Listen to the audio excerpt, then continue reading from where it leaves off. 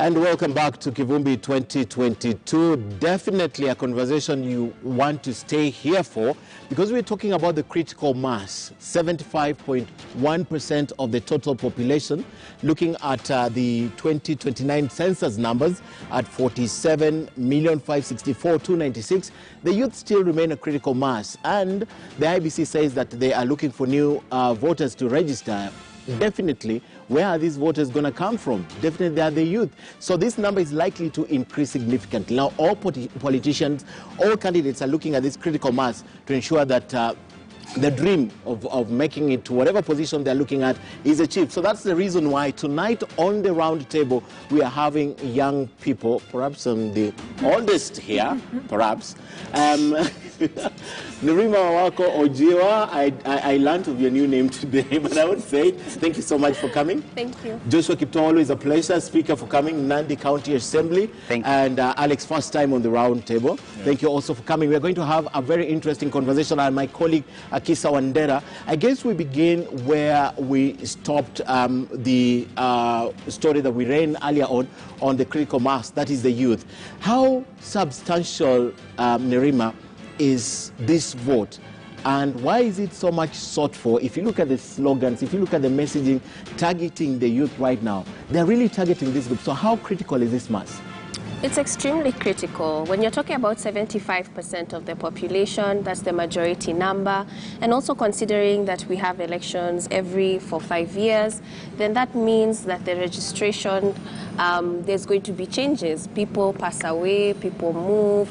There are different dynamics that occur. Okay. So we have to have an intake of new voters coming into the block, but also it's going to be an important number for a very long time. Okay. Africa is a very young population. Our average age in Kenya at the moment is 19 years old. So that means political leaders have to be able to identify with a 19-year-old. And the 19-year-old of our last election, 2017, is not the same 19-year-old of our next election in 2022. Mm-hmm. When we talk about the language, it changes. The way Sheng changes as well. When we talk about the applications that they utilize to communicate, they change. Now we're dealing with TikTok that wasn't there in 2017, but it still has the same interest that youth have.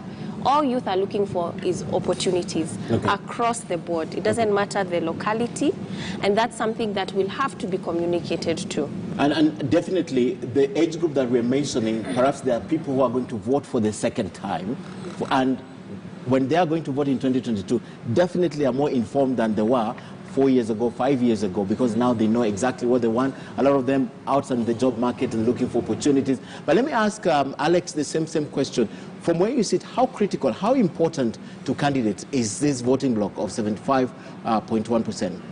All right. First, thank you for having me. And in as far as the youth vote is concerned, I've always maintained the mantra that if the youth vote counts, then the youth voice must be heard. Secondly, is the aspect of the numbers, that if the youth constitute 75% of the voting bloc, then definitely it's a critical population segment that any politician who is after that voting bloc has to be very serious to address some of the challenges, or rather some of the aspirations that the young people have. And thirdly is the aspect of the political euphoria. You understand that anywhere you'll go for a political rally or a political engagement, 75% of your audience would basically be the young people. Okay. So they are very much critical in terms of forming that particular euphoria and the messaging that that reverberates across the country. Okay, very critical. And finally, the same question for you, where you sit, you are practicing politician and Speaker of Nandi County Assembly. You became Speaker really young, before even you attained the mandatory age of 35 to quit the youth bracket. But you went there so early, and your county, for example, has the youngest leaders in the county, if I'm not wrong. Starting from governor to the senator and the speaker, all young people. So how critical, how important is that? Because I also tend to imagine the reason why you were able to be pushed, and those elected leaders were able to be pushed there, is because the 75.1% played some role. Okay, thank you very much. I think, not to repeat what my other two panelists have said, Nandi can only be a testament of the current reality.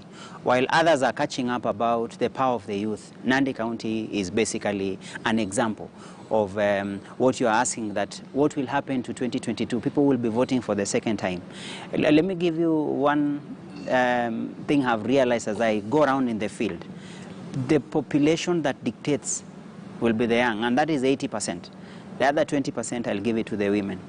So you have the population of men over 45 years having no say at all. Okay. This one is going to be dictated by the young people. And to confirm why that becomes a reality is that look at the leading presidential candidates, William Ruto and Raila Odinga. Their messaging is basically pitching for the young people. Yeah. Why would you think we'll talk about economy? Why would you think we'll talk about small medium enterprises? Why do you think we'll talk about opportunities? And look at the place of CBC in this kind of conversation, the education system, because you have a young population that, one, most of us went to school. You have a young population that went to school and are not seeing the opportunities. So for them, politics will offer an opportunity only if they can see that a particular leader, whether at the county level or the national level, they can offer some hope. And this one is coming at a good time. Look at the current state of economy. It is so dire, and the biggest population that suffers when economy is down is the young population. Okay. I come up with the issue of COVID, and this one has a direct impact on the young people. When COVID happened, everything shut. Young people are mostly in the gig type of business, whether service sector or in the development sector. That is the segment that was hardest hit. So the net effect is that it makes them conscious. Their consciousness on matters, politics and public affairs is way higher. So when you now key in the population figures you've given of 75%, what I'm happy this time, what happened in Nandi in 2017 will be a reality across board, not just one county. It will be a national question. And at the moment, I don't think anyone can underestimate the power of social media. Social media is so powerful because of the young population. We're going to go to that because we're going to go to issues, but breaking it down, Akisa, perhaps 7 out of every 10 people or 10 voters is a young person. Is a young person. Yes. But looking at these numbers, and the big question currently is, are young people really taking advantage of this numerical strength? Because we can shout hallelujah for how much numbers we have, but then we run the risk of, after 2022, we'll still be crying about the same things. People in power, in places of leadership or critical roles, are out of touch with what young people want in this country. So how can young people use this opportunity right now to take advantage of that numerical strength? Are we mobilizing enough? Are we organizing? The obvious answer would be young people have to elect the right leaders. But let's take a look at how the Constitution has changed how processes and public participation works. When we look at devolution right now, the fact that we're able to have forums where people are able to look at county budget processes, that is a huge shift, considering that in 10 years, we're able to see more community engagements. COVID changed that completely, because now what we have seen is particular counties bypassing that process and passing them through. So there's no accountability. But one thing that we forget to realize is the youth mobilize every single day. We've just heard how Joshua has explained what they're doing in Nandi County. Yeah. Even when we talk about these politicians meeting at campaigns, it is the youth that they're speaking to. A lot of times it is the youth who do the mobilizing. A lot of times it is the youth who support their campaigns. Most of the times it is the youth who run their communication handles.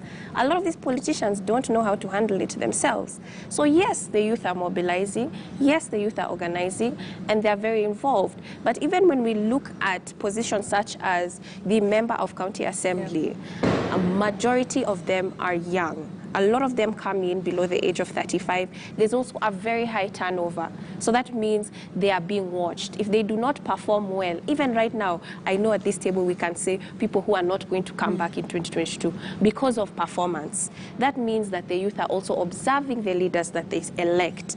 When it goes higher up, it changes a little bit. But for me, I'm very positive about that change that's lower ground.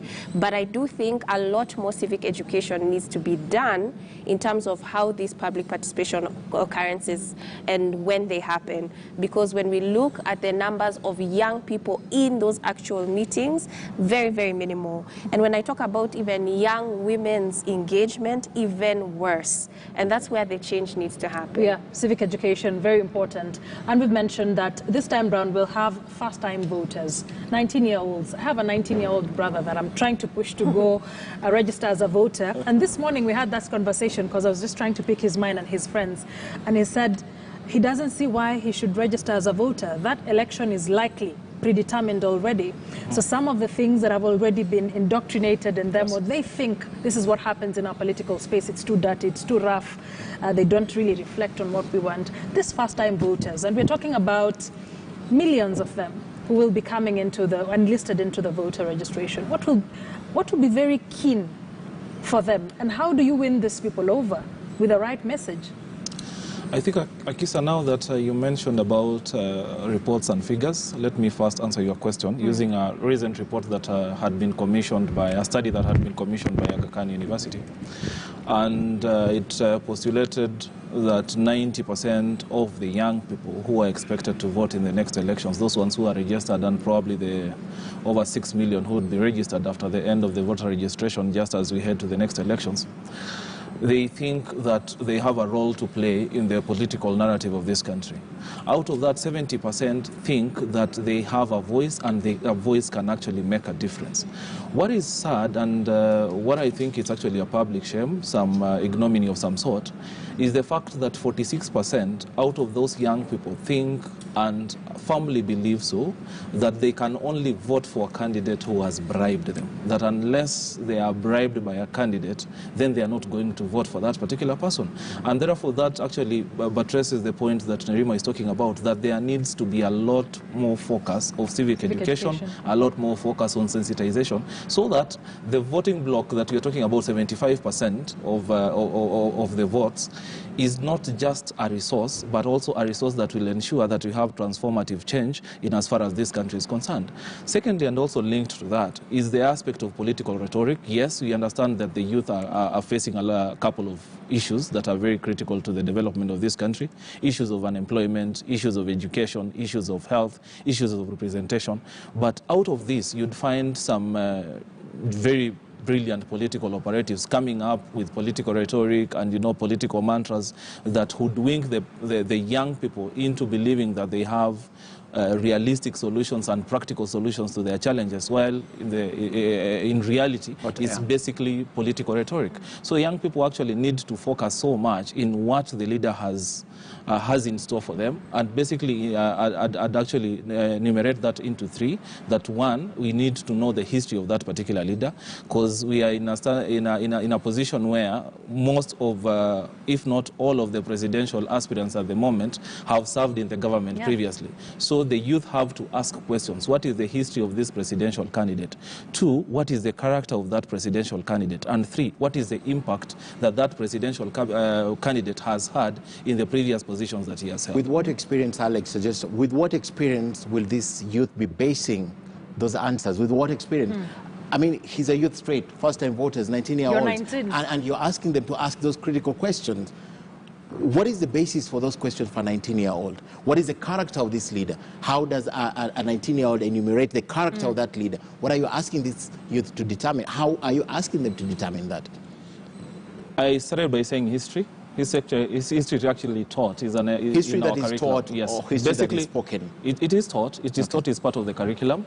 These leaders, definitely the young people engage with each other, they engage with their parents, they engage in church, they engage in society. They have information of all this. Thirdly, we are talking about the role of the social media. Social media, yes, it can actually be used as a tool to pass information about what these particular people have been doing in their previous positions that they have held.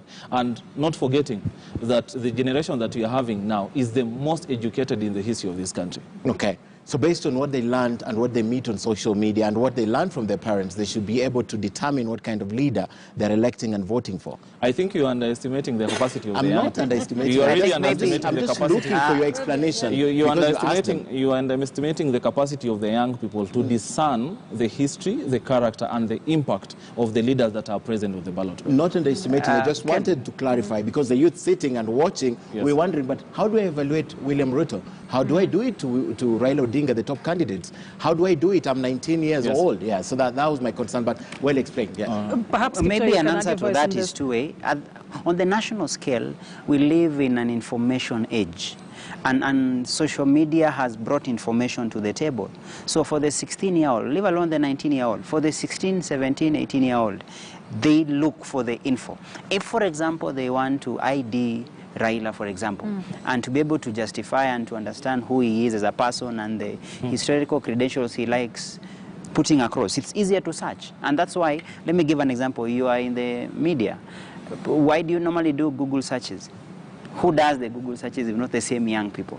Now, let me come to the county level or at the rural, because the assumption will be the rural ones are even worse off. And they are the majority. I'll surprise you. I'll surprise you. Yes. When I've gone out to the field to engage, unlike the older peers, the younger voters ask questions.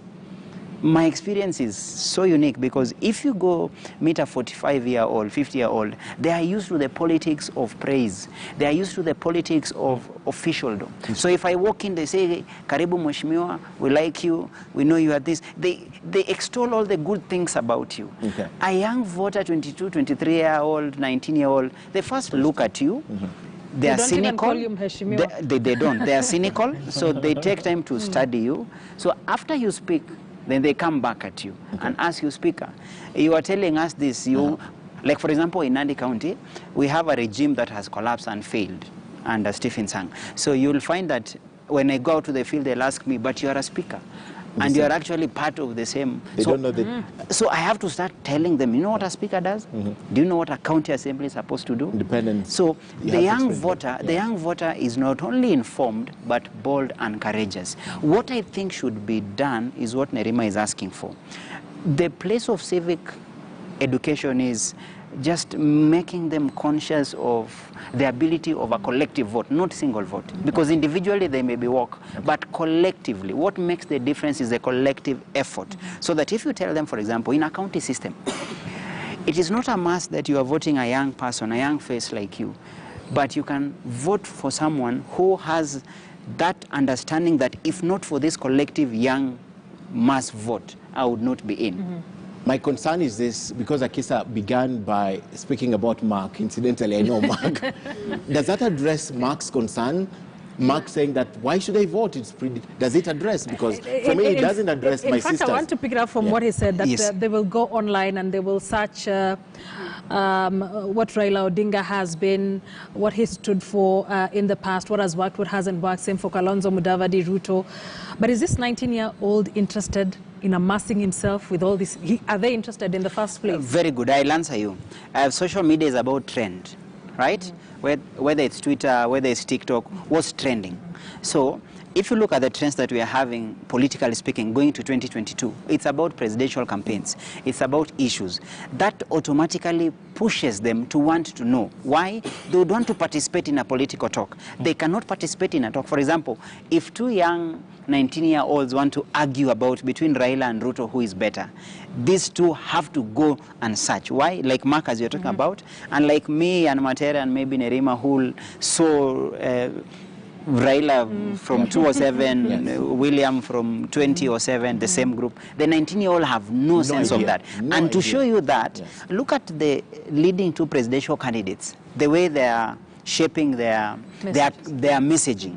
Their messaging is targeting that young voter who has no history. That is why William Ruto, for example, is making a case for the hustler narrative. Why is hustler narrative a thing now? Hustler narrative is not about history.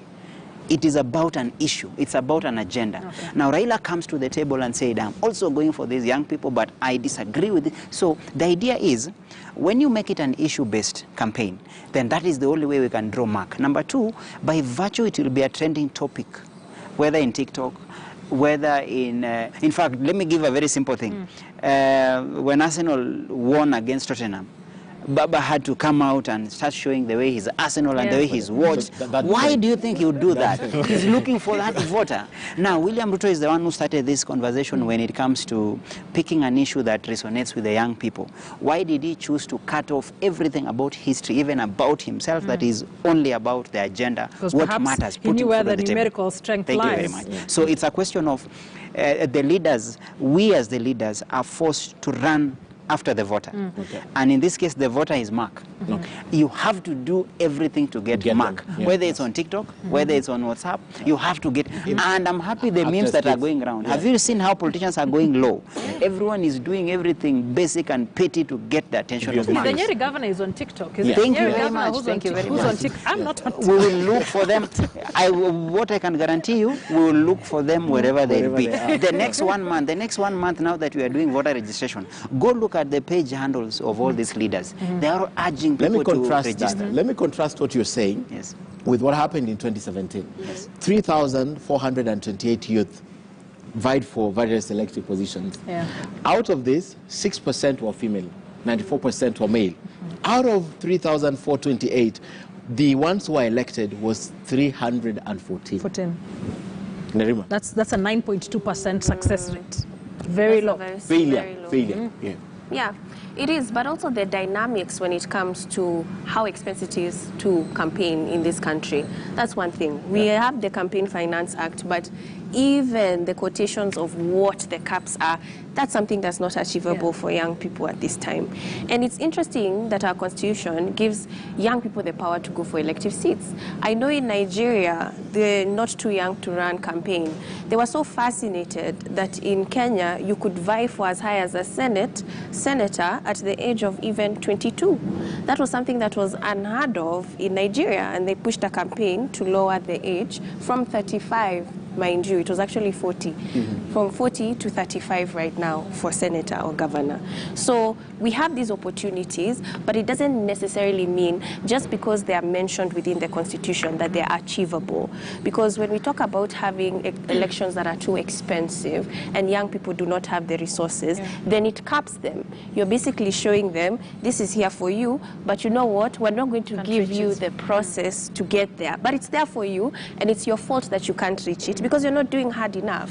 And so that also goes to the point where I mentioned how low the numbers are when it comes to women's engagement. That 6% is worrying. And we've not even considered what COVID has done, because now we have the rise of teenage pregnancies. We have a lot of young girls who have kicked out of school. They're not going to be able to go back to school because now they're raising children. And then we talk about the factor of debating whether when you're able to be elected, the kind of educational background you need, they're locked out. And so that these number, in your mind, that number is going to go low? Oh, yes. Okay. It has to go low. Okay. Yes.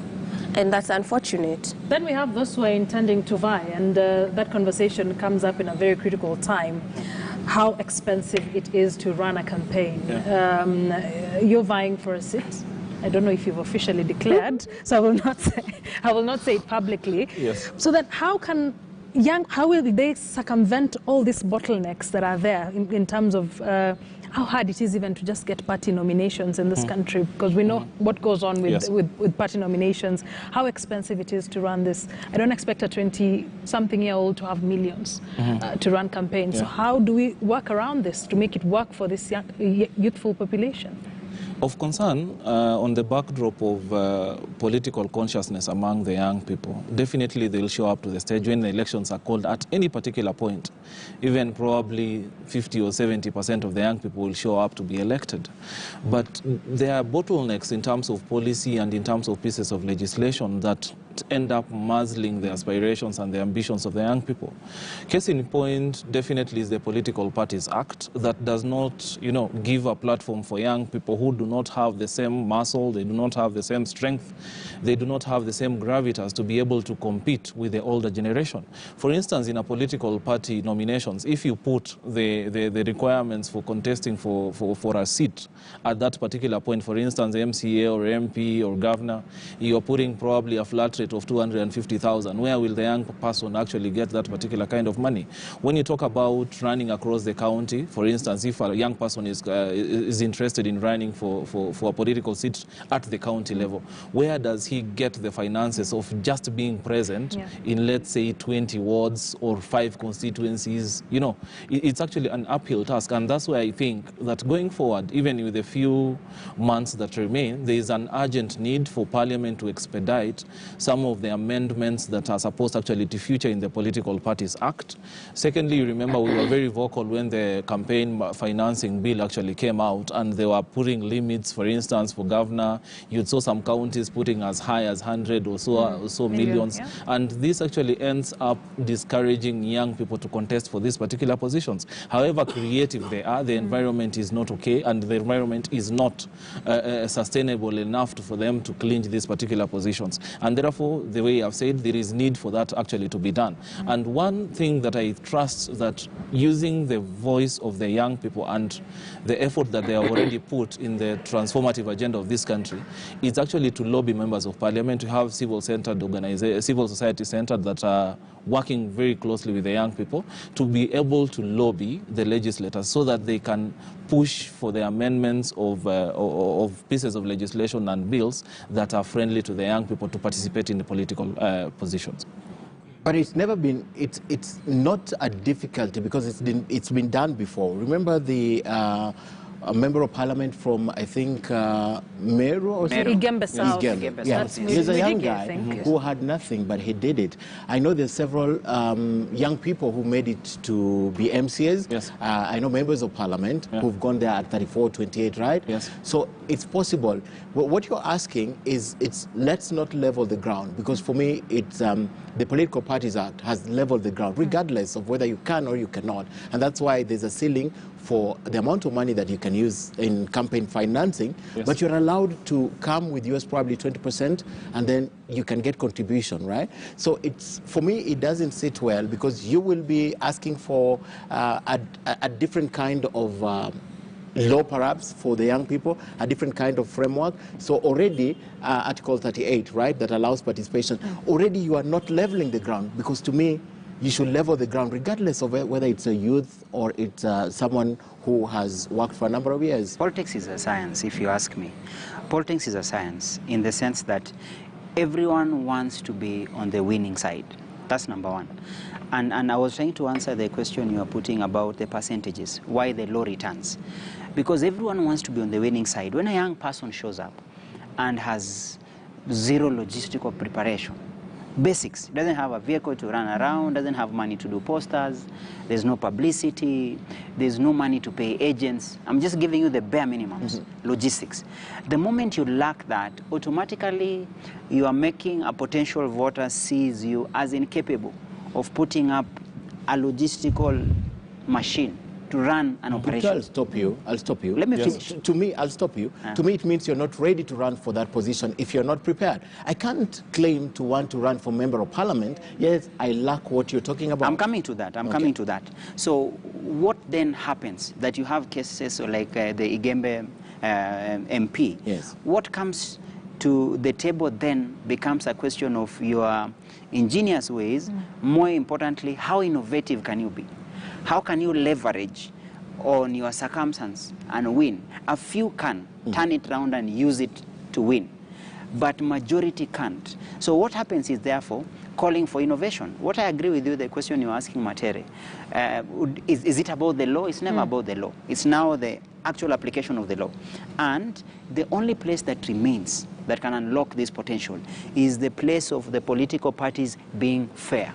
Okay. Leave alone financing. Okay. If the political parties can only guarantee a free and fair nomination, it will make a difference. Okay. Reason being, the moment a candidate struggles, even with no money, because up to the nomination, the hassle is not as big.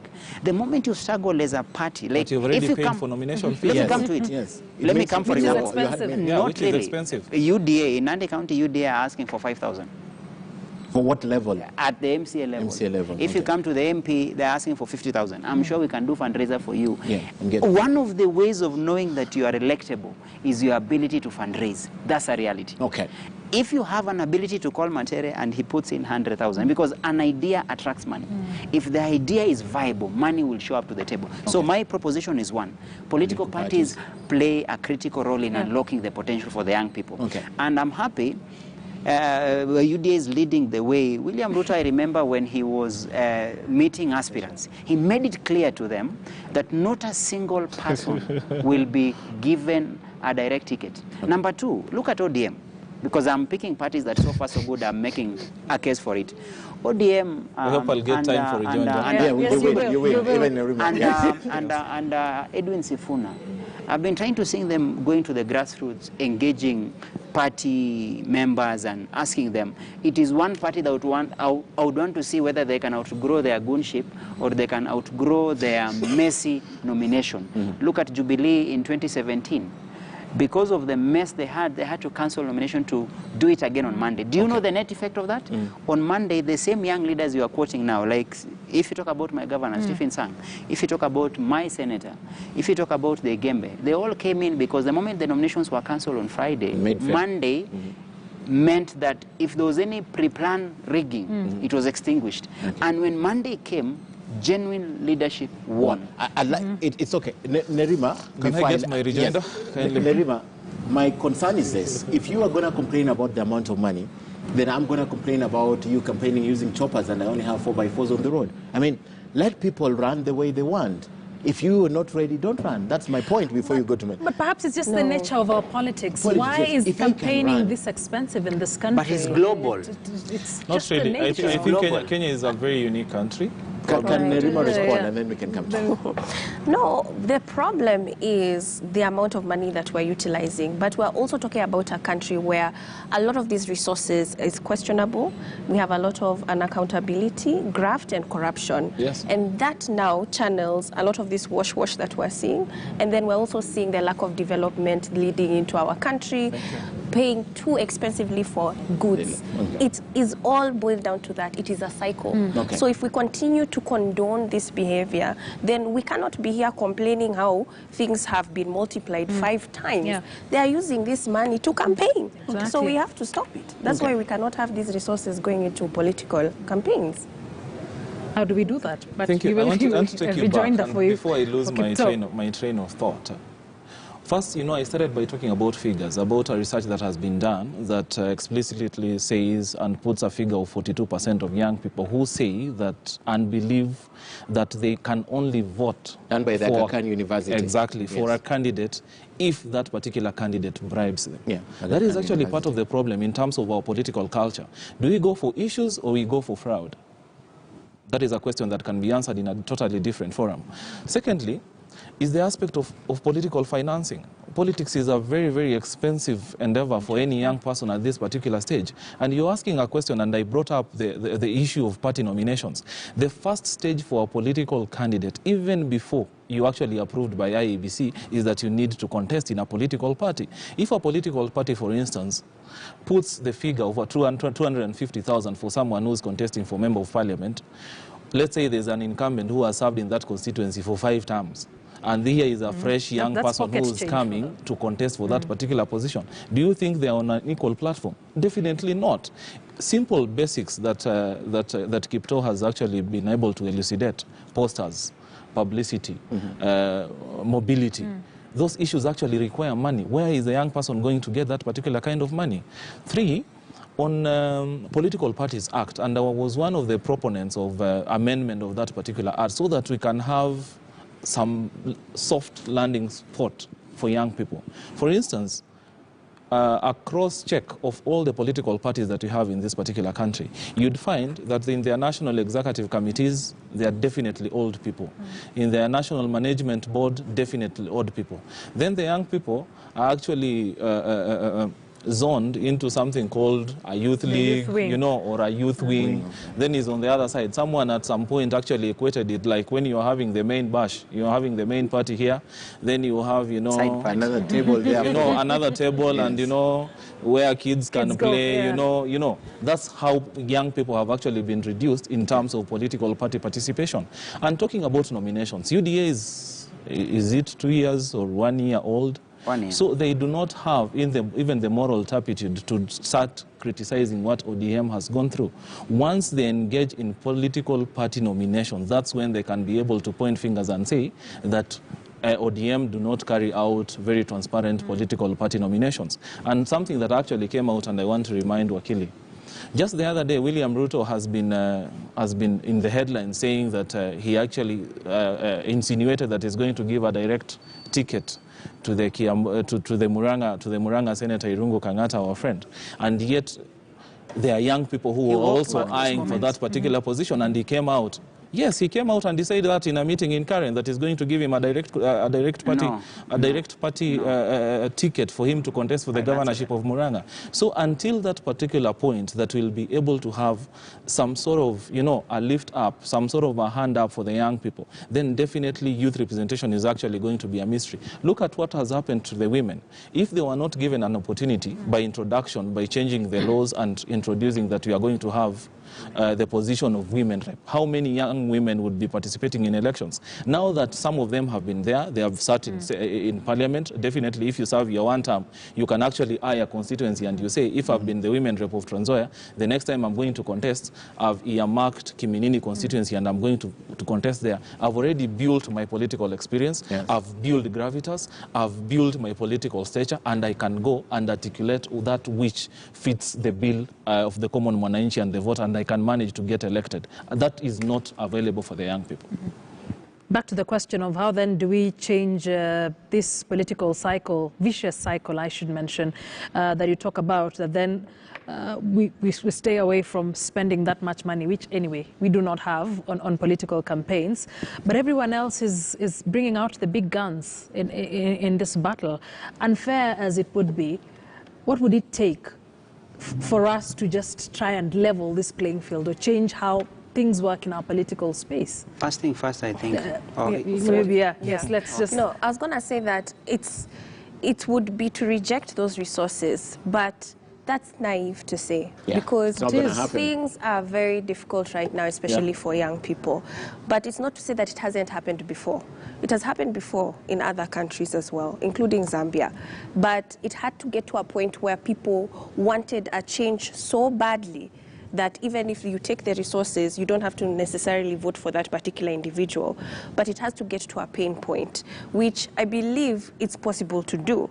And these are some of the things where I lose hope, and sometimes I'm hopeful, because even as you're speaking about your brother, there's some sense of apathy, and there's also, there's a sense of fatigue, and they want to be sort of removed from this entire process, but it's not going to happen. They have to be involved, and they have to participate. That's the only way that it can happen. So being able to have these platforms where youth are able to sit and congregate and discuss their future, because a lot of times they think that these individuals are going to be able to make these choices for them, and the choices is up to them. But there's something that a senior politician told me that worried me. I don't want to mention the name. And he said, if we continue in this trajectory where Kenya is going, the amount of resources that are used during campaigns, I worry for the youth of this country. You have absolutely no chance. The only sight I see for change for you is to completely change the game. That means overhauling it. And I don't even know. That was really good. But how easy is overhauling it? That's a big question. That's another question. Where youth can sit and congregate and talk about their issues. You know what I'm thinking about, Derima? At what time will I be sitting to congregate to talk about issues? I'm looking for money. I'm looking for food. I'm busy carrying my wheelbarrow to go out. This is true, Ken. This is true. But you know what? We also find time to be discussing celebrities and discussing issues. Where do we find that time? By the way, we have time. When you care about something, you make that time. So until we get to that point, we're not going to see change. But I believe that it's possible to do. We prioritize things we care about. You needed to say something. One, we are completely underestimating where the youth are. If it's about money, everyone is giving money. So money is no longer a big deal. It does not mean that if you put a bribe on the table, that is the person to win. If that was the case, then it would be a census for who has bigger money.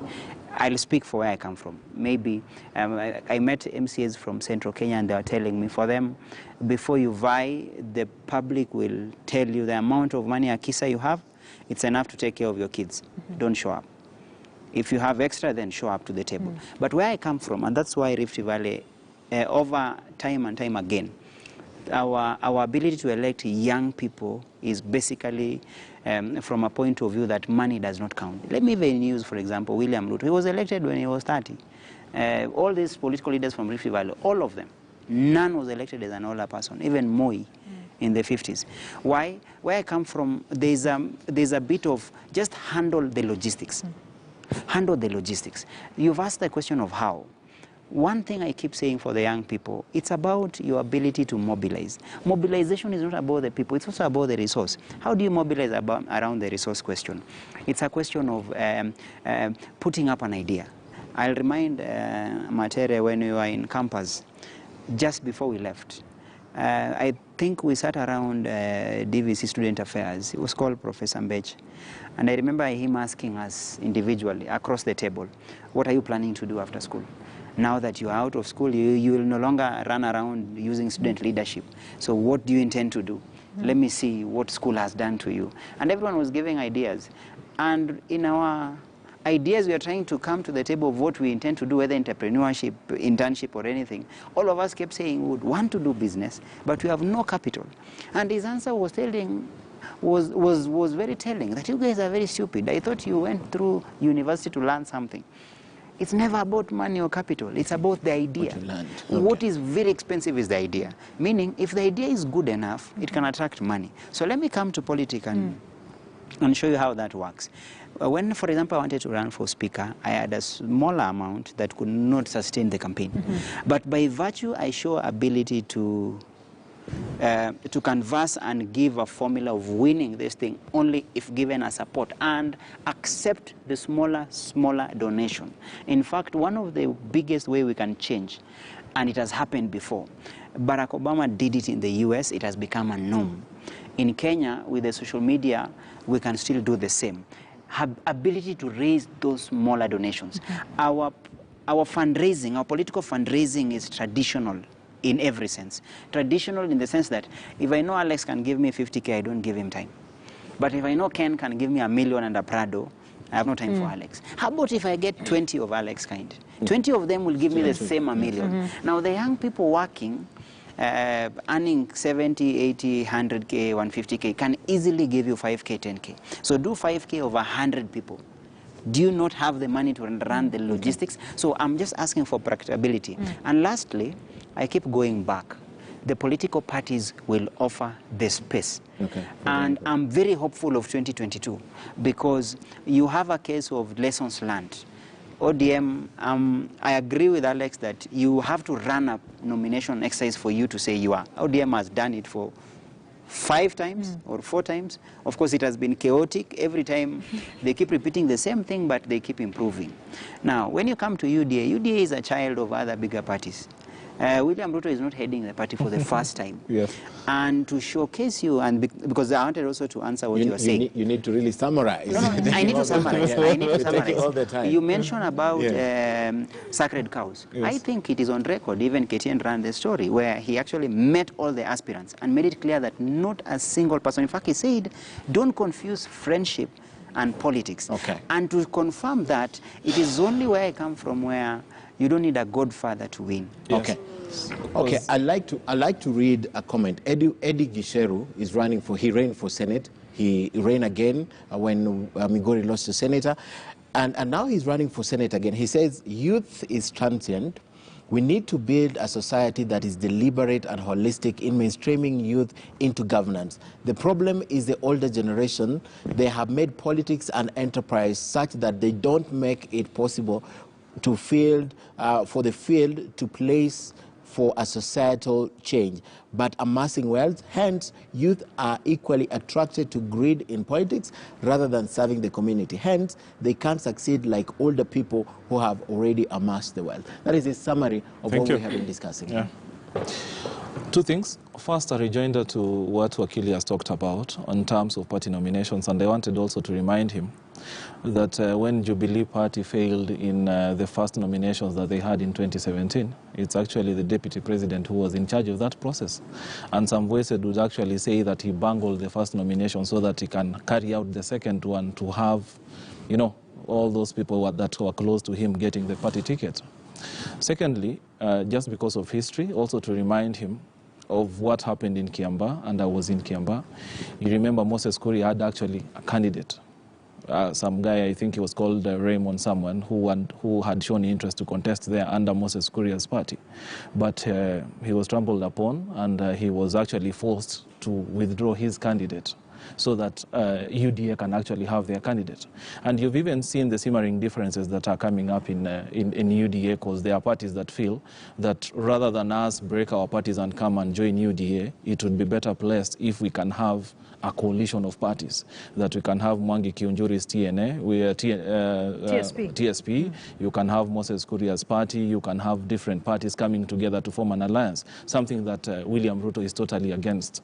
Thirdly, to the point that is trying to come up in terms of participation in the political space.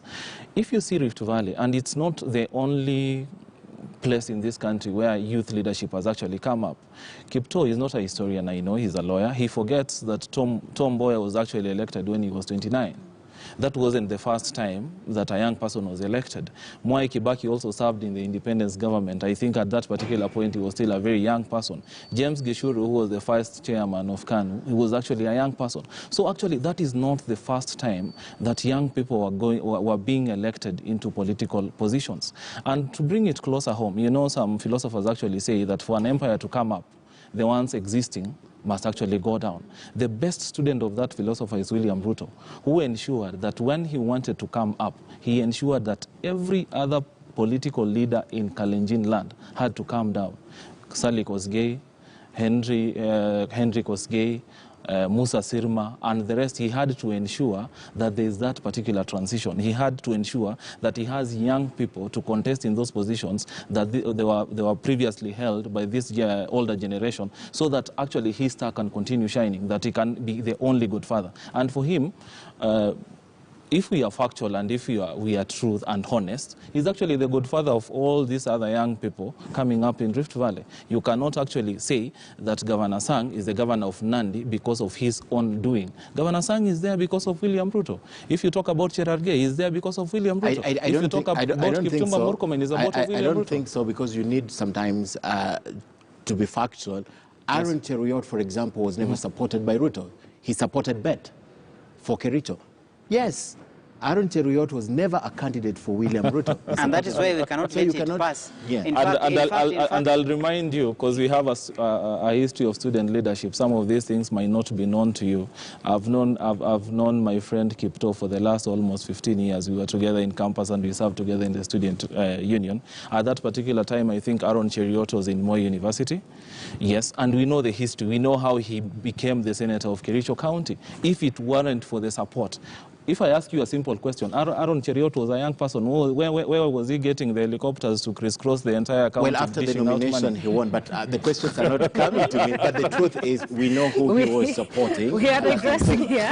We run the risk of digressing here. We can't just say that Aaron... It's only thing, I will invite Alex to come to our county. Then he'll be so shocked. Yeah. In fact, something interesting, because you say if it's about history. Yes. In 2017, Uasin Gishu Nandi, for example, it was only possible for you to be elected by showing that you are your own person. Okay. The moment you show that you're basically riding, like for example, if you come to Nandi, everyone supports William Ruto. So who are you to say that? Yeah, because everyone is on Let's hear Nerima here. That was not factual. Like, we're here to discuss the youth, but somehow we have to digress. Derailing the conversation, talking about people who are not youth. No, but we needed facts. You can't just... That's fine, we can have facts. Yes. But for me, the issue that I see in this country is political parties. It seems like it's too easy to register them. The fact that we have 80 of them right now, and then they keep forming and, you know, likely be more before and things like that. That's also what's creating a lot of this political confusion. I wouldn't have a problem with many political parties because the problem you're raising, how we ended up discussing the leading political lights. If we close the space of political parties, then it is the same few. It is the same few that will run. Secondly, let us of opening them. That's what I question. Now, my issue would be, I would rather we attack the culture. They are briefcase parties. I would rather we attack the culture. What are political parties to the everyday common Kenyan? Political parties are basically seen as vehicles to use during elections. They are and parties owned by individuals. By individuals. They are houses of people, so which you cannot come and create change. Yes. Be no That's UDA. the So, problem. in fact, Yes. if you ask me, political parties lose an opportunity post the election. Why? The moment elections are over, right from the political leader to the members to the public, we all go home. It's like we leave the political party at the center there. Okay. So the political leader will revisit, because during elections, they normally deal with the issue of nomination. Your loyalty and your input in the political party activities during the election may guarantee you a nominated slot. Okay. And if you look at the law, it is mandated that before the elections, the names be already be submitted to IBC. So the danger is, as soon as the elections are over, political parties close shop, waiting for the next election. Nerima, let me just ask you this, because I'm told we have about 5 minutes left. Does it worry you that then for a young person to succeed in our political space, for many of them, they have to cling to that very thing we are trying to out from our political space, because they have the financial muscle, because they have the political numbers or the political constituency? So then you just have to be used, quote unquote, and you will correct me, both of you go on this. And there's been hue and cry that young people are used by politicians, but they need these people to hold their hands. Yeah, there are two things that worry me. It's the violence that happens in our politics, and also the violence that occurs within the political parties, which we haven't even discussed. And I'm not even going to talk about the violence against women in these spaces. I'm talking about sexual harassment, and even the fact that we have deaths and threats within parties. We have not even talked about the campaigns and rallies. That's one. The second thing that worries me is the fact, because of the way these parties are structured and the fact that youth cannot really have influence within them, even if you get that nomination ticket that you're striving to get, you do not have a voice. You basically now have to follow whatever the party leader says. You become a yes man. Because you become nominated. Then it becomes the issue of, we have all these young members of parliament, why are they not doing anything? Because of the party that they belong to. So we're back in the same cycle. You have to toe the line. Yes. So unless we fix those two things, which, if we take care of the violence, we'll have more women in political parties. If we take care of how parties are structured, we'll have better systems in parties, and to have alternative voices within the parties, because with criticism is growth. Then we're talking about change in this country. What I'm getting here tonight is our biggest problem starts at the political party stage, but then change how political parties run their nomination process and how in the inclusivity question in political parties, then maybe we begin to sort out our problems, is it? Trust me, political parties are like a valve. The moment they open up and have free, fair nominations, we'll never have issues with women not getting representation. We'll not have an issue youth getting representation. Why? If you look at campaigns leading to nominations, they are manageable. When you talk about resources, they are manageable. And secondly, if political parties are people-owned, the beauty about it, the people will be the one deciding who becomes a candidate for the party. Then post the party primaries, the party can then pick up their candidates, fund them. In fact, they now do collective campaigns. And that is why the main thing, an aspirant, and that's what I'll urge young people, focus on the nomination. Focus on the nomination. Yes. As long as you go through that, it becomes easier. And I'm happy about the reality. Post-2017, let us agree this way. If you look at post-2017 and going to 2022, there is an increased activity of people seeking to own the process. Because she was asking about the process, people are moving towards owning the process, to the point we are now educating our voters that when it will come to the nomination, you are the ones who will be running the nominations, not from Nairobi. Kipto, we will end shortly, but I have to ask Alex this. The fact that we have determined that the young people are desperate, they're desperate for employment, cut down the cost of living, they're desperate for access of opportunities and all that, enablers of growth so that they can have something in their pocket. The truth is, all these politicians are going to come and sell hope to the young people. The young people will continue to buy this hope to their detriment. How do we sort out that issue of peddling or selling hope? Some people say, I'd rather contend with hope than with nothing. First, the aspect of the liberation of the young people and ensuring that they actively participate in politics lies only in one answer. Not secluding them to bouncing castles. when the main party is taking place. Let the youth sit in National Executive Committee, let them sit in National Management Board, let them be serious party officials so that they actually open space for youth participation in that. Secondly, is the aspect that we need more political parties. In fact, even 80 could be few. We need more so that we can widen and broaden the platform for participation of the young people.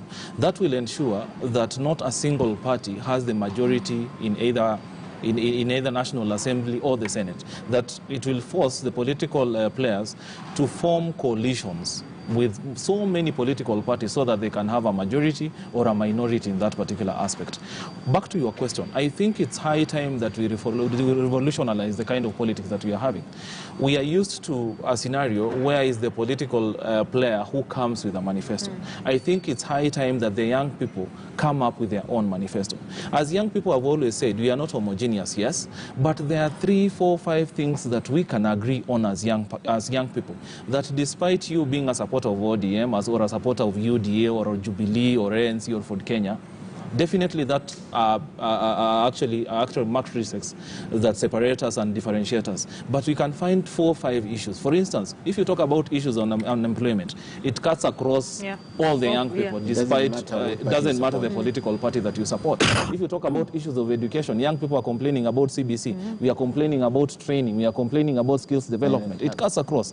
Health, access to transport, access to water, it cuts across. So if young people can actually consolidate themselves and come up together, and that is an initiative that I'm currently thinking about, we can be able to come up with our own manifesto so that when that political leader comes to us, young people will say, yes, that in as far as health is concerned, this is our checklist. This is how we want our health to look like. This is the vision that we want to have post-2022. And I think political players will actually be forced to play along with the manifesto of the young people as opposed to young people being forced to follow the politician. Capacity. One answer to that, your question of lies and hope and they don't see anything.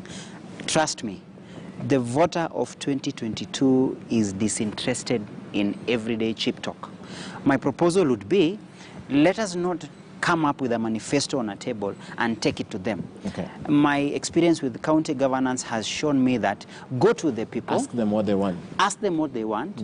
Agree with them what is practical. So the only way to be able to sustain the hope and give them a guarantee that this kind of leadership can work is having an engaging campaign kind style. Not one way or more or less unilateral conversation.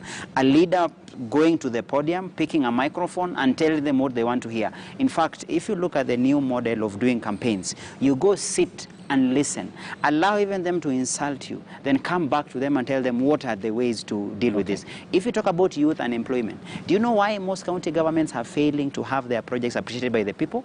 Because we thought we know better than the people. So you do a project, when you go launch it, when you go launch it, they look at you and they're very cynical. Then after that, they'll tell you you can go with your project. That was not our proposition. All right, we need to get closing remarks. We'll start with you. So looking at where we're going, 10 months to the election, how do we use this time to make the youthful vote count come 2022? What Alex talked about is important in terms of collecting what youth issues are and building campaigns around that. But I still remain firm on what I spoke about with political parties. I'm not against having many. There are just many useless ones that we have in this country. When every time we have former governors and senators forming their own parties, it is ridiculous. So it means we're going against ideologies. It has to be about ideas. So when we see people coming together just because it's strategic every election cycle, it's not something that is conducive for our country. And so for me, it's to ask youth to participate in their different ways and forms, but most importantly, to engage, whatever that looks like for them, but just not to completely lock out. Engage. Your closing remarks. My closing remarks would be simple, that I think as we head back, as we head to 2022, I think Kenya will be standing on a precipice because the youth bulge is so huge. We are talking about 75 to 80% of the population who feel that they are disillusioned, they are dissatisfied, they are disenchanted by the current status that we currently have, who are suffering from unemployment, they're suffering from poor access, poor and sometimes they have issues accessing quality education, quality healthcare, and what have you. So if there's a political player who has interest of this country at heart, then they need to address and give practical solutions to the challenges that face the common mwananchi. If not, again, then it's a ticking time bomb that we might go the direction that South Africa went to when their president was arrested. We might go the direction that Chile went to a few months ago, or even the direction that Nigeria went to. So mine is basically to urge political players that let's move away from political rhetoric and let's have scientific solutions to the challenges that affect the young people in the country. My parting shot is directly to the young people that I'll quote the lady who was campaigning for Awiti Bolo to be governor, where he was saying we must be seen, we must be heard. Look, we have to throw everything at the wall until it sticks, meaning we have to participate in all levels. Whether there'll be rigging, we'll be part of the rigging and ensure we're also in there. Why I'm saying that? There'll be no leadership handed on a silver platter. If it's about political parties, we have to be at the center of it. If it's about election process, we have to be at the center of it. If it's about voting, we have to be at the center of it. I would rather where we go in, however dirty, however rough it is, but at the end of the day, the end justifies the means. So my proposal to the young people, it's time to wake up and smell the coffee. Our opportunities will not wait for us to clamor for them, but rather take them. And I'm happy that where I come from, the journey has begun, where it's about taking over leadership. Even for UDA nominations, Alex, you will mark my words. We will confirm to you that the young people will have their say. We'll be back to have this conversation. Thank you very much. But I'm hoping that where I come from, more young people like where you come from, will come up, because we have a deficit of that. The county, a lot of people who are in office are not what you would call young. No. They can come to benchmark. They can benchmark in Nandi County. But that's how we wrap it up, unless you have something to add here. I just think the figures that we saw in the last election, 2017, was pretty low. 3,000 young people running for elective positions. Only 314. And only 6% were women, 94 were men. I think it's pretty low. And just getting 314 elected out of 3,000, that was a pretty low number. And just, there's a lot of conversation. In fact, I've been texted also by the DP's communication person, David Mugonyi. He tells me I'm very wrong about Aaron Cheriot, who the DP supported. Well, the story was told to me by the DP himself. So if I'm wrong, the DP was wrong. He has a history of we need to end the show here before we start talking about hustlers and whatnot. But thank you very much for joining us here tonight. Nerima Wako, Executive Director, Siasa Place, Joshua Kipto, Speaker in Nandi County, and Alex Matere, Youth Policy Enthusiast. I hope we will be going for these seats as young people, and it's a conversation we will keep having, just seeing what the numbers will look like ahead of 2022. I am Akisa Wandera. And I'm Ken Mijungu. Thanks for watching. Hopefully, after nomination, we have the young people, more young people, yes, and see how many more are looking for elective positions. This is Kivumbi's 2022. We'll see you next time. Have a good night. Thank you.